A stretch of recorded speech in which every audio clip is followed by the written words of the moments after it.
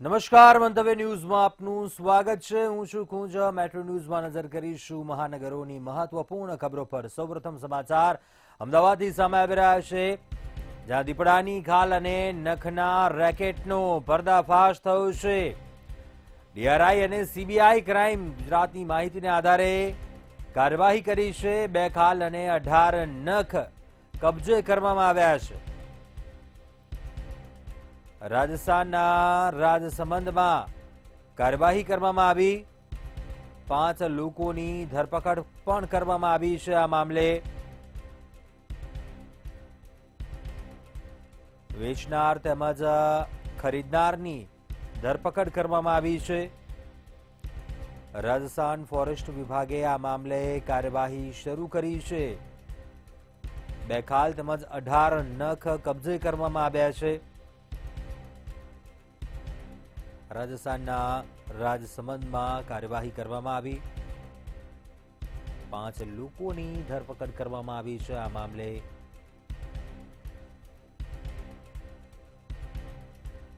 અમદાવાદમાં દીપડાની ખાલ અને નખના રેકેટનો પર્દાફાશ થયો છે. ડીઆરઆઈ અને સીબીઆઈ ક્રાઇમ માહિતીને આધારે કાર્યવાહી કરી છે.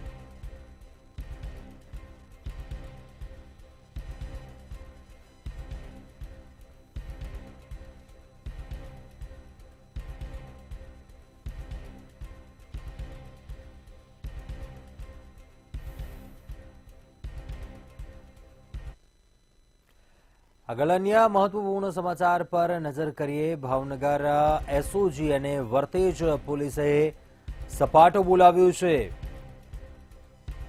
એસઓજી અને વર્તેજ પોલીસે સોડવદરા ગામેથી ગાંજાનો જથ્થો ઝડપી પાડ્યો. ઈસમ પાસે ગાંજાનો જથ્થો હોવાની પોલીસને બાતમી મળી હતી, જે આધારે કાર્યવાહી કરી છે. પોલીસે શખ્સ પાસેથી 70 છોડ અંદાજિત 52 કિલો જેટલા ગાંજાનો જથ્થો છે તે ઝડપ્યો છે. કુલ રૂપિયા 2.60 લાખનો મુદ્દામાલ પોલીસે કબજે કર્યો છે. ભાવનગર એસઓજી અને વર્તેજ પોલીસે સપાટો બોલાવ્યો છે. નશાનો સામાન ઝડપી પાડ્યો છે. બાતમીને આધારે કાર્યવાહી કરી. એસઓજી અને વર્તેજ પોલીસે સોડવદરા ગામેથી આ ગાંજાનો જથ્થો છે તે ઝડપી પાડ્યો છે. આ ઈસમ પાસે ગાંજાનો જથ્થો હોવાની પોલીસને બાતમી મળી હતી. પોલીસે આ શખ્સ પાસેથી 70 છોડ અંદાજિત 52 કિલો જેટલો જે જથ્થો છે તે જપ્ત કર્યો છે. 2,60,000ની કિંમતનો કુલ મુદ્દામાલ છે તે જપ્ત કર્યો છે અને તે શખ્સની અટકાયત કરી તેની વધુ પૂછપરછ હાથ ધરી છે.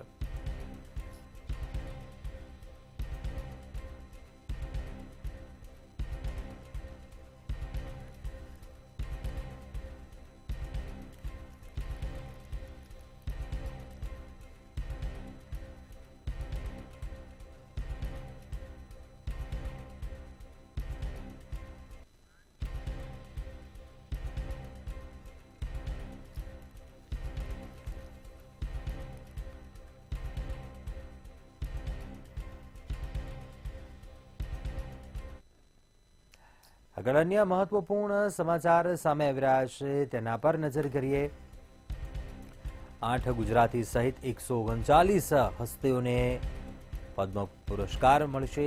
ઝેડએસ ચેરમેન પંકજ પટેલને પદ્મભૂષણથી સન્માનિત થશે. વેપાર અને ઉદ્યોગ ક્ષેત્રે યોગદાન બદલ પુરસ્કાર મળશે. તેમને ચંદ્રકાંત શેઠને મરણોત્તર પદ્મ એનાયત કરાયું. ચંદ્રકાંત સોમપુરાને સ્થાપત્ય ક્ષેત્રે યોગદાન બદલ પુરસ્કાર. લવજીભાઈ પરમારને કલા ક્ષેત્રે યોગદાન બદલ પુરસ્કાર. રતનકુમાર પરિમુને કલા ક્ષેત્રે યોગદાન બદલ પુરસ્કાર. ત્યારે સુરેશ હરિલાલ સોનીને સમાજ સેવા ક્ષેત્રે યોગદાન બદલ પુરસ્કાર મળશે. તુષાર દુર્ગેશભાઈ શુક્લાને સાહિત્ય ક્ષેત્રે યોગદાન બદલ પુરસ્કાર મળશે.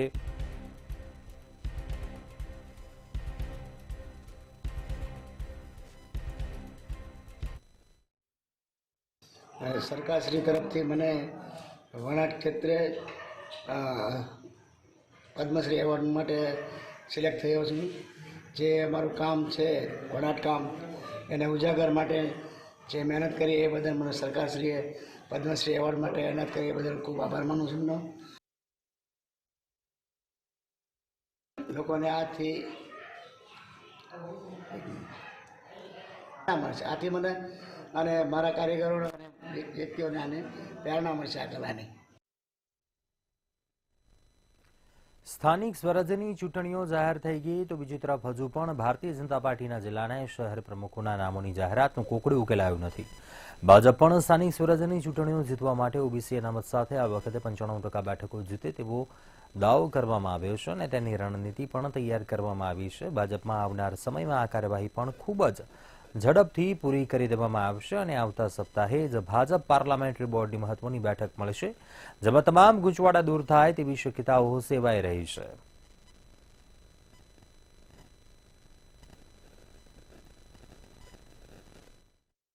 સ્થાનિક સ્વરાજ્યની ચૂંટણીઓની જાહેરાત થઈ ગઈ, પરંતુ ભાજપની વાત કરીએ તો ભારતીય જનતા પાર્ટીમાં હજુ પણ શહેર પ્રમુખ અને જિલ્લા પ્રમુખોની નિમણૂક ટલ્લે ચડી છે. તો બીજી તરફ ભારતીય જનતા પાર્ટીના વર્તમાન પ્રદેશ અધ્યક્ષ CR પાટીલ પણ હજુ યથાવત રહ્યા છે. તેમના અનુગામીના નામની પણ સત્તાવાર જાહેરાત થઈ નથી. જોકે હવે ટૂંક સમયની અંદર ભાજપ પ્રદેશ કાર્યાલય ખાતે મુખ્યમંત્રી અને પ્રદેશ અધ્યક્ષની આગેવાનીમાં મહત્વની પાર્લામેન્ટરી બોર્ડ નક્કી મળશે, જેની અંદર પાર્લામેન્ટરી બોર્ડની બેઠકની અંદર જે કોકડું ને જે મુદ્દા ગૂંચવાયેલા છે તેનો ઉકેલ શોધવામાં આવશે. પરંતુ સ્થાનિક સ્વરાજ્યની ચૂંટણીઓ જે જાહેર થઈ ચૂકી છે તેના ફોર્મ ભરવાની પણ કાઉન્ટડાઉન શરૂ થઈ ગઈ છે અને આગામી 1 ફેબ્રુઆરી આ અંતિમ દિવસ ઉમેદવારના ફોર્મ ભરવાનો નક્કી કરવામાં આવ્યો છે. ત્યારે ભાજપ હવે કેટલી ત્વરાએ કેટલી ઝડપથી આ કાર્યવાહી પૂરી કરશે તે સામે સૌ મીટ માંડીને બેઠા છે. તો બીજી તરફ નવા ચહેરા કોણ હશે, કોણ ભાજપના શહેર પ્રમુખ ને કોણ જિલ્લા પ્રમુખ હશે તેની દાવેદારી અને તેની ચર્ચાઓ ચકડોળે ચડી છે. ત્યારે આવનાર સમયમાં હવે ભાજપના વર્તમાન પ્રદેશ અધ્યક્ષ CR પાટીલ મહત્વના નિર્ણયો જાહેરાત કરશે, ત્યારે તમામ બાબતોની જે અટકળો ચાલી રહી છે તેનો અંત આવશે. જો હજી ગ્રામ પંચાયતની આજે ભાઈ ચૂંટણીઓ જે જાહેર થઈ છે, ગ્રામ પંચાયતની જે ચૂંટણીઓ આવી રહી છે, જો એ પહેલા ભાજપ દ્વારા કે જે બી રાજકીય પક્ષો દ્વારા પ્રમુખ પદથી લઈને આ બધી જે ચાલી રહી છે એ ઝડપી નિર્ણય કરે તો સારું. બાકી આવનારા જે સમયમાં છે ને કે જે ચૂંટણીની અંદર બી આ માહોલ સર્જાશે અને પછી જે અસંતોષનો જે થવાનો છે એ કલ્પના બહારનો હશે.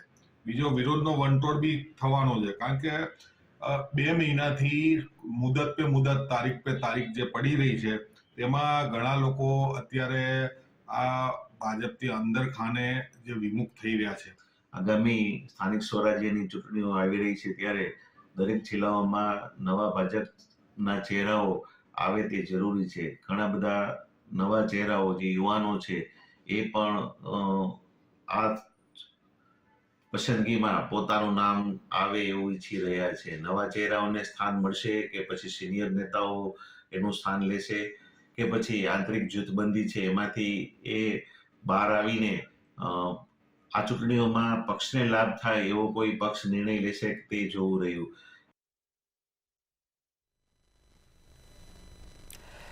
રાજ્યભરમાં કોંગ્રેસ દ્વારા જય સરદાર યાત્રા યોજવામાં આવશે. કોંગ્રેસની પીએસસીની બેઠકમાં મહત્વના નિર્ણય લેવામાં આવ્યા છે. સરદારની 150મી જયંતિ નિમિત્તે રાજ્યભરમાં યાત્રા યોજવામાં આવશે. રાજ્યના મહત્તમ તાલુકાઓને જોડતી આ યાત્રા હશે.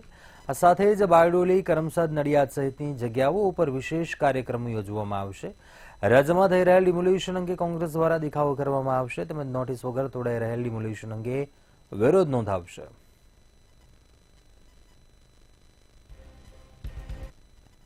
આ બેઠકની અંદર આગામી દિવસોની અંદર જ્યારે અખંડ ભારતના નિર્માતા દેશના પ્રથમ નાયબ વડાપ્રધાન સરદાર સાહેબ જે ગુજરાતથી આવે એ સરદાર સાહેબની 150મી જન્મજયંતિ નિમિત્તે કોંગ્રેસ પક્ષ વર્ષભેર આખો કાર્યક્રમનું આયોજન કરવાનું નક્કી કર્યું છે અને સમગ્ર રાજ્યની અંદર તમામ તાલુકા કક્ષાએ લઈને તમામ જગ્યાએ યાત્રા, જનજાગૃતિ અભિયાન, સરદાર સાહેબના મૂલ્યો, સરદાર સાહેબના વિચારોનો પ્રચાર પ્રસાર સાથેની યાત્રા કરશે.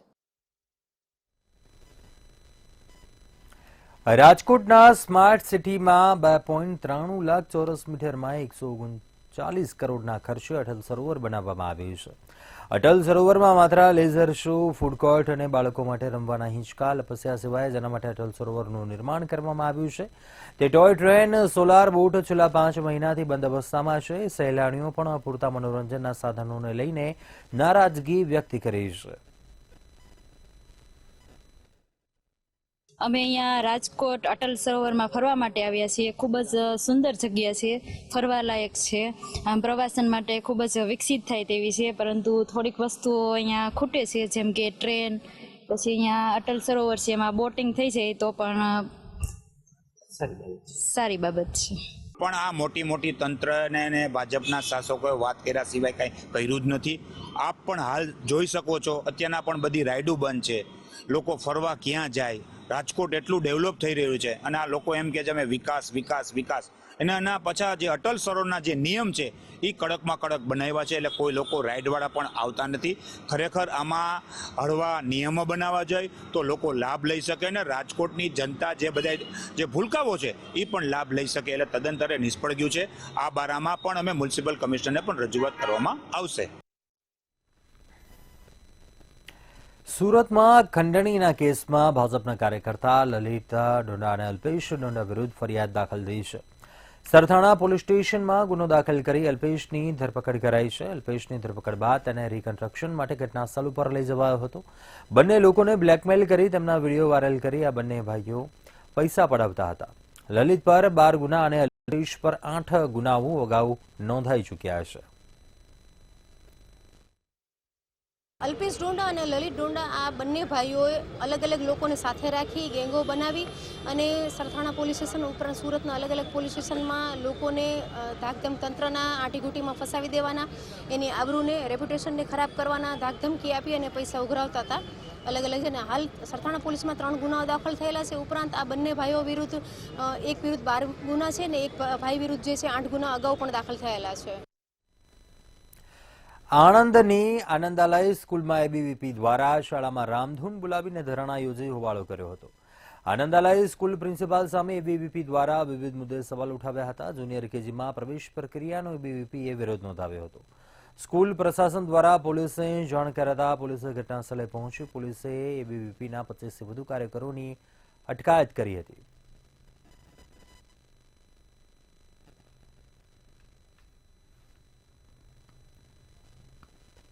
સ્થાનિક સ્વરાજ્યની ચૂંટણીઓ પહેલા કોંગ્રેસ એક્શન મોડમાં છે. કોંગ્રેસ પ્રભારી મુકુલ વાસનિક અમદાવાદ એરપોર્ટ પહોંચ્યા હતા, જ્યાં કોંગ્રેસના નેતાઓ દ્વારા સ્વાગત કરાયું હતું. મુકુલ વાસનિક કોંગ્રેસના વરિષ્ઠ નેતાઓ સાથે બેઠક યોજી આગામી કાર્યક્રમની રણનીતિ, ઉમેદવારોની પસંદગી અને ચૂંટણીના ગઠબંધન અંગે ચર્ચા કરશે. કોંગ્રેસના સ્થાનિક કક્ષાએ નવી રણનીતિ અપનાવવાને લઈને મંથન કરશે. अभी चुनाव चल रहे हैं, चुनाव अच्छे से लड़ा जाए इस पर हमारी प्राथमिकता रहेगी. इसी के साथ साथ जय बापू, जय भीम, जय संविधान जो आज राज्य करता है, चाहे गुजरात में हो चाहे देश में हो, उनके जरिए भारतीय संविधान के समक्ष एक बहुत बड़ी चुनौती खड़ी हुई है. उसका मुकाबला करने के लिए और भारत के तमाम लोगों को भारत के संविधान के प्रति पूरी तरह से समर्पित करने के लिए અમદાવાદમાં ઘાટલોડિયાની કોર્પોરેશન પેટા ચૂંટણી લડશે એનસીપી. એકલા હાથે જિલ્લા અને નગરપાલિકાની ચૂંટણી લડશે, જેમાં વિજય યાદવને ઘાટલોડિયાના ઉમેદવાર તરીકે જાહેર કરવામાં આવ્યા. ત્યારે 27 જાન્યુઆરીના રોજ ઉમેદવાર તરીકે પોતાનું ફોર્મ ભરશે અને આગામી દિવસોમાં લોકોના કામ માટે ચૂંટણી લડવામાં આવશે. તેમજ અજીત પવાર ગ્રુપ એકલા હાથે જ ચૂંટણી લડશે અને કાર્યકરોને પણ અલગ અલગ હોદ્દાઓ આપવામાં આવશે. તેમજ પડતર પ્રશ્નો, ડ્રગ્સ, રોજગારી આ તમામ મુદ્દાઓ ઉપર ચૂંટણી લડવામાં આવશે. ઘાટલોડિયા વોર્ડની અંદર વિજય યાદવ કરીને આમાં સ્ટુડન્ટ વિંગના નેશનલના સેક્રેટરી છે વિજય યાદવ, એ અમને ઉમેદવારી તરીકે અમે ઉતારવાના છે. 27 તારીખે ફોર્મ ભરવાના છે અને બાકી જગ્યા જ્યાં જ્યાં ઇલેક્શન છે ત્યાં અમારી સ્ક્રીનિંગ કમિટીની રચના કરી છે 11 લોકોની. એ 11 લોકો પહેલાં અમારા જે કાર્યકર્તાઓ છે, જે ઉમેદવારો છે એમને મળશે, એમનો બાયોડેટા લેશે, પછી એના પછી નક્કી કરીશું કે કોને ટિકિટ આપવાની અને કેવી રીતે આપવાની. ધંધુકા નગરપાલિકાની ચૂંટણીને લઈને ભાજપ અને કોંગ્રેસ દ્વારા તૈયારીઓ શરૂ કરાઈ છે. ધંધુકાના 7 વોર્ડના 28 સભ્યોને 32,475 મતદારો દ્વારા મતદાન કરી ચૂંટવામાં આવશે. ત્યારે પાછળની 3 ટર્મથી ભાજપ પાતળી બહુમતી કે અપક્ષના ટેકા સાથે સત્તા પર છે, જ્યારે કોંગ્રેસ 1-2 બેઠકો માટે બહુમતીથી દૂર રહી જાય છે. અને ત્યારે હાલ ભાજપ અને કોંગ્રેસ આગામી ચૂંટણીમાં ભવ્ય વિજયના દાવા કરી રહ્યા છે. ચૂંટણી આવી રહી છે ત્યારે કોંગ્રેસ દ્વારા ખૂબ જ સારી રીતે તૈયારી કરવામાં આવી છે. ઉમેદવારો દરેક વોર્ડની અંદર સામાજિક સમીકરણો સાથે કઈ રીતે સેટ થાય એ રીતે ગોઠવી અને ઉમેદવારોને મૂકવામાં આવશે.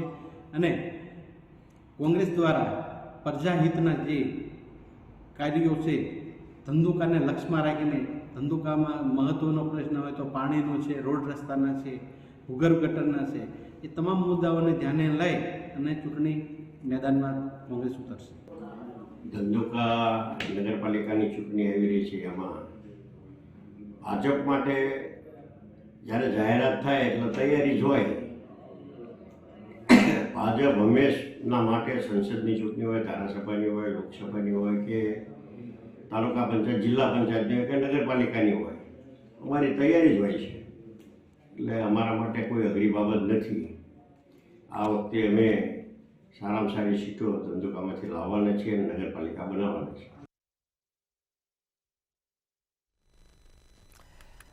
અમદાવાદના નરેન્દ્ર મોદી સ્ટેડિયમમાં કોલ્ડ પ્લેનો કોન્સર્ટ યોજાયો. અમદાવાદના નરેન્દ્ર મોદી સ્ટેડિયમમાં બ્રિટિશ બેન્ડનો 2 દિવસનો આ કોન્સર્ટ યોજાયો, જેને લઈને વહેલી સવારથી જ સ્ટેડિયમની બહાર દર્શકોમાં જમાવડો જોવા મળ્યો હતો. મુંબઈ, દિલ્હી, બેંગ્લોર, જયપુર સહિતના પ્રેક્ષકો અમદાવાદ ખાતે આવી પહોંચ્યા છે.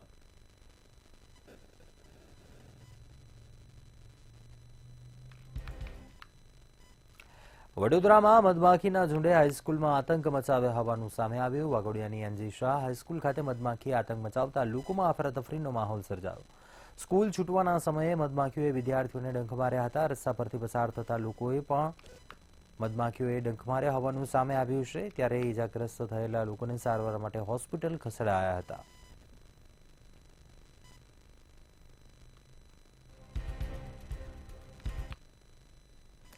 સાયબર ગઠિયાઓ હવે લોકોને છેતરવા અવનવા તરકીબ અજમાવી બેંક એકાઉન્ટમાંથી પૈસા ખાલી કરી રહ્યા છે. ટેકનોલોજીના ઉપયોગ અને સારી વાકછટાથી કોલ કરી લોકોને છેતરી રહ્યા છે. ત્યારે ગાંધીનગર પાસેના ધણપ ગામનો એક કિસ્સો પ્રકાશમાં આવ્યો, જ્યાં ગામના અંજનાબેન રાણાને પુત્રના જન્મ નિમિત્તે સરકારી સહાય મળી હોવાનો કોઈ ગઠિયાએ ફોન કર્યો.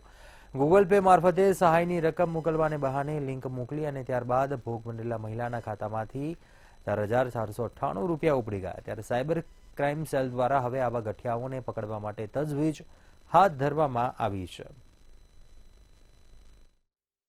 આંગણવાડી બેન નૈનાબેનનું નામ આપો છો, ફ્લોડવાળા ભાઈ.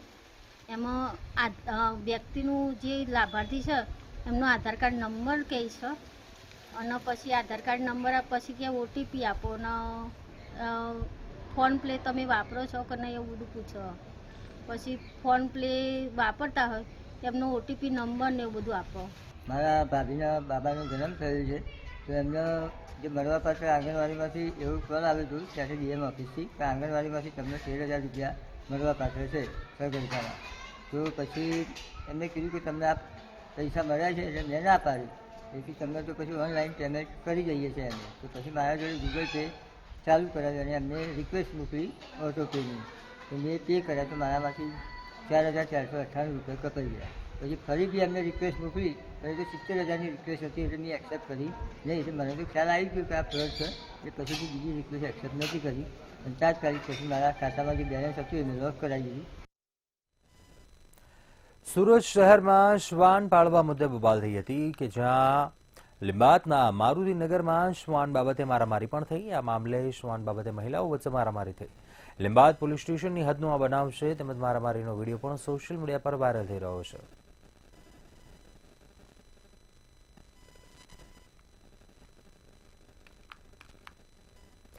બીઝેડ ગ્રુપ કૌભાંડને લઈને સીઆઈડી ક્રાઇમે ગૃહ વિભાગને રિપોર્ટ સોંપ્યો.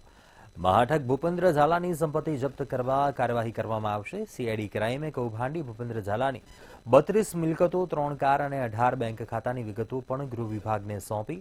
ગૃહ વિભાગ કૌભાંડી ઝાલાની સંપત્તિ જપ્ત કરવા માટે કાર્યવાહી કરશે.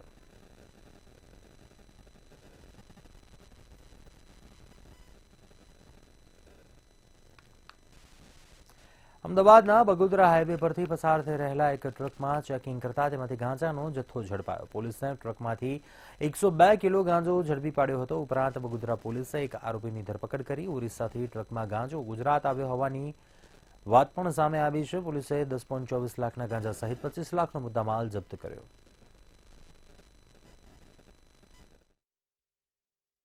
व्हीकल चेकिंग दरमियान बगोदरा टोल टैक्स पर अहमदाबाद राजकोट हाईवे पर एक गाड़ी मिली, ट्रक मिला, आमा गांजो मिलो.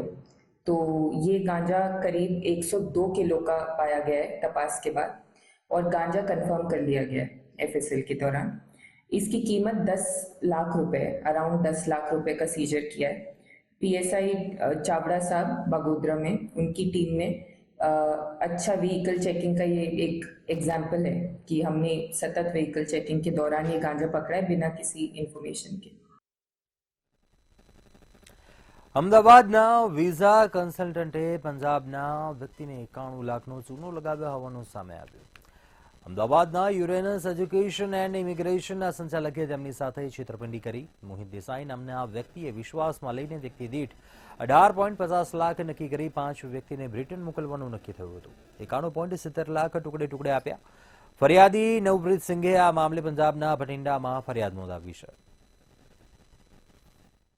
हमने 5 लगभग बच्चे इनको दिए जी, तकरीबन 18 से लेकर 18.5 लाख रुपए तक पर बच्चे के हिसाब से 91,75,000 रुपये हमने इनको दिए. लेकिन हमारे बच्चों को वहां पे जाके काम नहीं मिला. कुछ बच्चे वापस आ गए और कुछ बच्चे वहीं पे थे जिनको हमने अपनी ओर से दोबारा पैसे लगाकर दोबारा COS लेटर, कॉस्ट लेटर लेके दिए. ये जो व्यक्ति है जी मोहित देसाई, ये बहुत बड़ा फ्रॉड है. 91,75,000 का फ्रॉड इसने हमारे साथ किया है. इसके ऊपर बठिंडा में सिविल लाइन थाना में 420 की पर्चा दर्ज, 420 की FIR हो चुकी है. વડોદરા શહેરમાં હેરિટેજ બિલ્ડિંગોનું જતન કરવામાં તંત્ર સદંતર નિષ્ફળ જોવા મળ્યું. ધરોહર સમા ઐતિહાસિક માંડવી ગેટની હાલત ખખડધજ થતા ગેટના પાયાના પિલ્લર ખરી રહ્યા છે ત્યારે તંત્ર નિંદ્રામાં જોવા મળ્યું હતું. ત્યારે ન્યાય મંદિરમાં બરોડા સિટી મ્યુઝિયમ બનાવવાનું કામ પણ ખોરંભે જોવા મળ્યું અને સ્થાયી સમિતિ અધ્યક્ષનું નિવેદન લબત થતા અધ્યક્ષ અન્ય કામમાં વ્યસ્ત જણાયા હતા. હેરિટેજ સિટી ની વાત કરનાર મહાનગરપાલિકાના સત્તાધીશો કુંભકર્ણની નિંદ્રામાં છે. વડોદરા મહાનગરપાલિકા વડોદરા શહેરને હેરિટેજ સિટી જાહેર કરવા માટે એક ઠરાવ કરે છે, પરંતુ હેરિટેજ જે મિલકતો છે તેની જાળવણી નથી કરી શકી.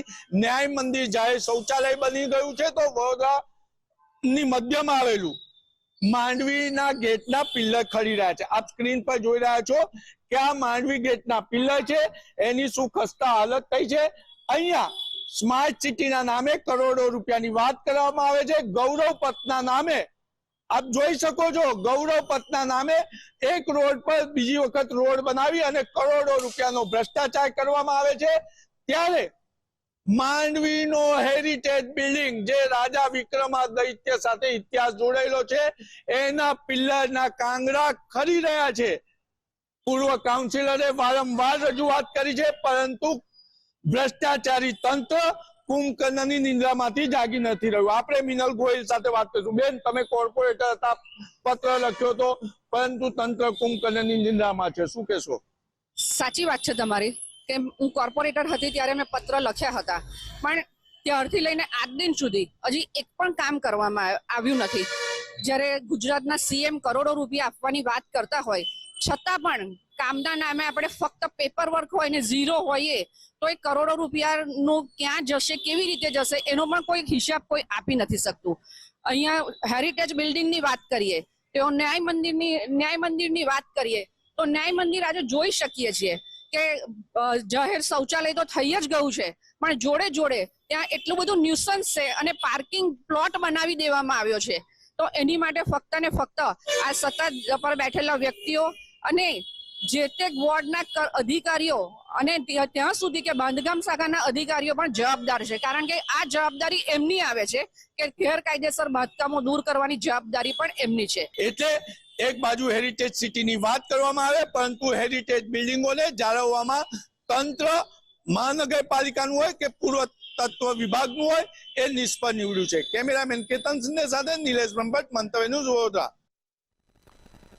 સ્માર્ટ સિટી વડોદરાનો વધુ એક અંતર વહીવટ સામે આવ્યો. શહેરમાં સેન્ટ્રલ હોલના નવીનીકરણનું કામ ચાલી રહ્યું છે. પાણી પુરવઠા વિભાગ હોલનું નવીનીકરણ કરી રહ્યું છે, ત્યારે બિલ્ડિંગ વિભાગનું કામ અન્યને ફાળવાયું છે. ન્યાય મંદિર સેન્ટ્રલ હોલમાં પાણી પુરવઠા વિભાગ કામ કરી રહ્યું છે, જ્યારે પાણી પુરવઠા વિભાગ પાસે કન્સ્ટ્રક્શનનું કામ કરાવતા સવાલો ઉઠ્યા છે.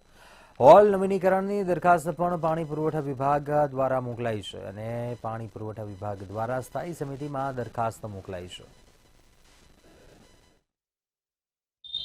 સ્માર્ટ સિટી વડોદરાનો અંધેર વહીવટ. વડોદરા મહાનગરપાલિકાની અજ્ઞાનતા, અનાવડતતાનો કિસ્સો સામે આવ્યો છે. સર સયાજીરાવ ગાયકવાડે વડોદરા શહેરને હેરિટેજ બિલ્ડિંગો આપી, પરંતુ વડોદરા મહાનગરપાલિકાની અજ્ઞાનતા, અનાવડતતાના કારણે હેરિટેજ બિલ્ડિંગોની દુર્દશા થઈ છે. ત્યારે હવે વડોદરા મહાનગરપાલિકાની અજ્ઞાનતા સામે આવી છે. આપ સ્ક્રીન પર જોઈ રહ્યા છો કે વડોદરા મહાનગરપાલિકાનું આ ન્યાય મંદિર બિલ્ડિંગ છે. અહીંયા વર્ષો સુધીને વડોદરા શહેર અને જિલ્લાના નાગરિકોને ન્યાય આપવામાં આવ્યો. હવે વડોદરા મહાનગરપાલિકાએ આ ન્યાય મંદિર બિલ્ડિંગનું નવીનીકરણ કરવાનો નિર્ણય લીધો છે ને આ નવીનીકરણ કરવાનું કામ કોણ કરી રહ્યું છે? તો પાણી પુરવઠા વિભાગ. સામાજિક કાર્યકર અને આ વિસ્તારમાંથી ચૂંટણી લડેલા અમિત ગોટીકર છે, એમને પૂછીશું શું કહો છો? ન્યાય મંદિરનું નવીકરણ કરવાનું કામ પાણી પુરવઠા વિભાગ કર્યું, તમે આને કેવી રીતના જોઈ રહ્યા છો? વડોદરામાં તો વર્ષોથી લોકો જાણે જ છે કે અંધેર નગરી ચોપટ રાજા, ટકે શેર ભાજી ટકે શેર ખાજા. વાત એવી છે કે જે પાર્ટીની સરકાર અહીંયા બેઠી છે એના ઉચ્ચ નેતા એવું કહેતા હોય કે એમકોમ ભણેલા માણસો ભજીયા તળીને વ્યવસાય કરે તો પાલિકા પાસે બીજી કોઈ આશા ના રખાય. ખરેખર પીડબ્લ્યુડી ડિપાર્ટમેન્ટ કે બિલ્ડિંગ ડિપાર્ટમેન્ટે જે કામ કરવાનું હોય, નવીનીકરણનું કામ, એટલે પાણી પુરવઠાનું કામ કરી રહી છે. પાણી પુરવઠાને હવાલો સોંપવામાં આવ્યો છે. પાણી પુરવઠા આનું કઈ રીતે નવીનીકરણ કરશે? માત્ર આ બિલ્ડિંગને ધોઈને ફક્ત કટકી ખાવાના કૌભાંડ સાથે આ સ્ટેન્ડિંગમાં કામ પાસ કરવામાં આવ્યું છે. આ લોકો કોણ કામ કરે, કેવી રીતે કામ કરે, શું કામ કરે, એનામાં કોઈ રસ નથી. માત્ર મારે એટલું કહ્યું છે, મહારાજા સયાજીરાવ ગાયકવાડે જે નગરી બનાવી છે, જે બિલ્ડિંગની ઇમારતો તમને આપી છે, તમે તે બનાવી તો નથી શકવાના. જે નાગરિકોને તો ચોખ્ખું પીવાનું પાણી પહોંચાડી નથી શકી, એવા ન્યાય મંદિર બિલ્ડિંગનું નવીનીકરણ કરશે. આશ્ચર્ય છે ને વડોદરા મહાનગરપાલિકા પર આજે નાગરિકો થૂ થૂ કરી રહ્યા છે. કેમેરામેન કેતન સિંધે સાથે નિલેશ બ્રહ્મભટ્ટ, મંતવ્ય ન્યૂઝ, વડોદરા. અત્યારે મેટ્રો ન્યૂઝમાં બસ આટલું. બધું સમાચાર માટે આપ જોતા રહો મંતવ્ય ન્યૂઝ. નમસ્કાર.